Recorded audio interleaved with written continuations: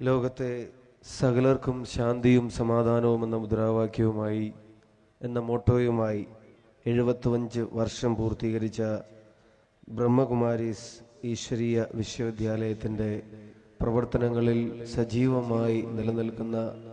സജീവമായി നിലനിന്നിരുന്ന മൺമറഞ്ഞവരും ഇന്ന് പ്രവർത്തിച്ചു കൊണ്ടിരിക്കുന്ന ജീവിക്കുന്നിരിക്കുന്നവരുടെയും എല്ലാ സംഭാവനകളെയും ഈ സമൂഹത്തിന് വേണ്ടി ആദ്യം ഹൃദയത്തിൻ്റെ പേരിൽ സ്നേഹാഭിവാദ്യങ്ങൾ അർപ്പിക്കാൻ ഞാൻ ഈ അവസരം വിനിയോഗിക്കുക.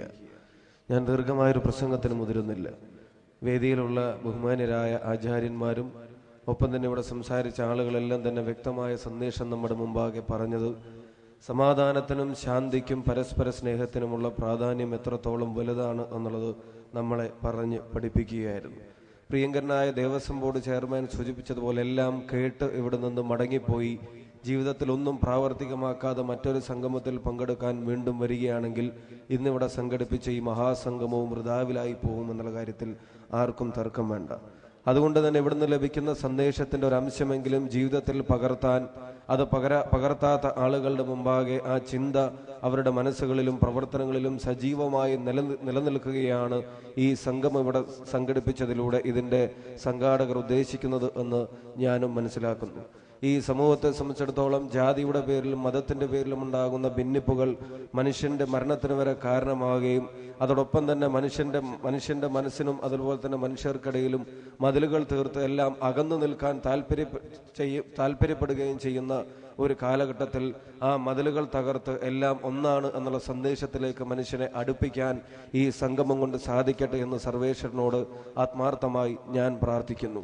മതത്തിൻ്റെ പേരിലാണ് എല്ലാവരും ഇന്ന് ഏറ്റവും വലിയ വിഘടനവാദം ഉയർത്തുന്നത്. മതത്തിൻ്റെ പേരിൽ പരസ്പരം അകന്നു നിൽക്കാനും ആ മതത്തിൻ്റെ പേരിൽ തന്നെ സ്വന്തം മതത്തിലുള്ള ജാതിയുടെ പേരിൽ തന്നെ ആളുകളെ അകറ്റി നിർത്താനും ബോധപൂർവമായ ശ്രമം നടത്തിക്കൊണ്ടിരിക്കുമ്പോൾ യഥാർത്ഥത്തിൽ മതം നമ്മളെ അത് പഠിപ്പിക്കുന്നുണ്ടോ എന്നുള്ളത് ആർക്കും ആലോചിച്ചാൽ മനസ്സിലാവുന്നതേ ഉള്ളൂ.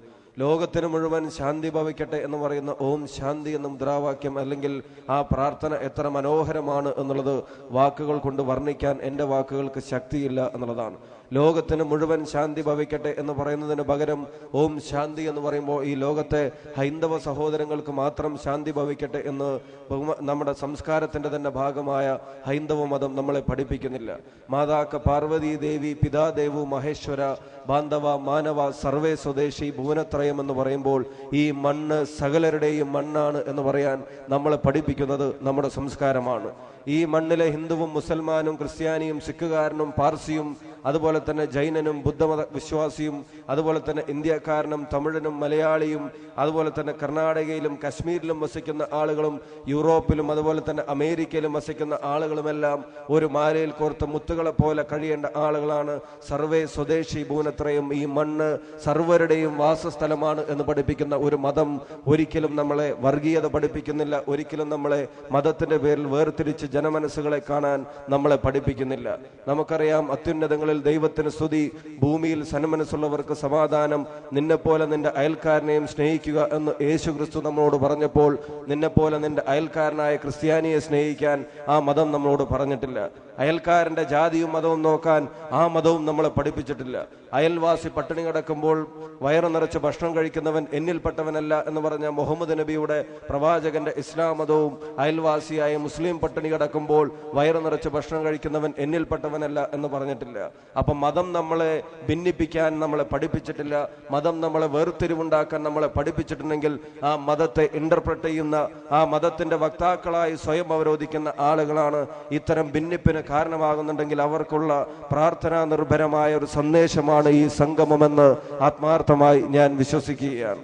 തീർച്ചയായും നമ്മുടെ വിശ്വാസങ്ങളെ മുറുകെ പിടിക്കാൻ നമുക്ക് അവസരമുണ്ടെന്നിരിക്കെ മറ്റുള്ളവന്റെ വിശ്വാസത്തെ അതിനെ തല്ലിക്കെടുത്താനും അതിനെ ചോദ്യം ചെയ്യാനുള്ള അവകാശം നമുക്കില്ല എന്നുള്ള തിരിച്ചറിവ്. മതങ്ങൾക്കപ്പുറത്ത് മനുഷ്യൻ നന്മയ്ക്ക് വേണ്ടി നിലകൊള്ളണമെന്ന ഒരു ലോകം, ഒരു കുടുംബമെന്ന ലോകമേ തറവാടെന്ന് സ്കൂളിലെ പാഠപുസ്തകങ്ങളിൽ കവിത ചൊല്ലി പഠിച്ച നമുക്ക് അതിന്ന് ജീവിതത്തിൽ പ്രാവർത്തികമാക്കാൻ കഴിഞ്ഞിട്ടില്ലെങ്കിൽ അത് മതങ്ങളുടെ കുഴപ്പമല്ല, മറിച്ച് അതിനെ ഇന്റർപ്രറ്റ് ചെയ്യുന്ന മനുഷ്യന്റെ കുഴപ്പമാണ് എന്ന് തിരിച്ചറിയാൻ നമുക്കാവണം.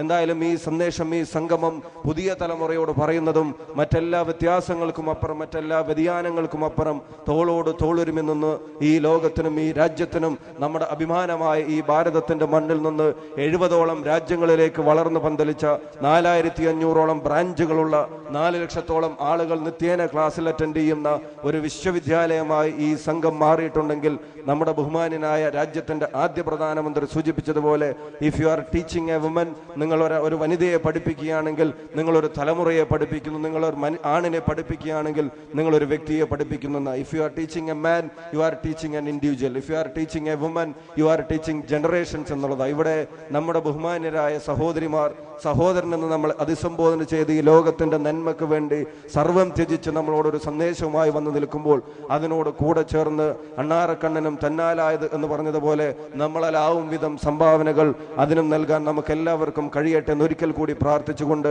75 വർഷം പൂർത്തിയാക്കിയ ഈ വിദ്യാലയം ഇനിയും നൂറ്റാണ്ടുകൾ മുന്നോട്ട് പോയി മനുഷ്യന്റെയും ഈ ലോകത്തിന്റെയും നന്മയെ കരുതി അവരെ പാവങ്ങളുടെ സുഖദുഃഖങ്ങളിൽ, അവർക്ക് ദുഃഖങ്ങളിൽ ഒരു ആശ്വാസമായി, അവർക്ക് കഷ്ടപ്പാടിൽ ഒരു പ്രത്യാശയായി, അവർക്ക് ബലഹീനതയിൽ ഒരു ശക്തിയായി ഈ പ്രസ്ഥാനം നിലനിൽക്കട്ടെ എന്ന് ആത്മാർത്ഥമായി പ്രാർത്ഥിച്ചുകൊണ്ട് ഞാൻ നിർത്തുന്നു. ജയ് ഹിന്ദ്.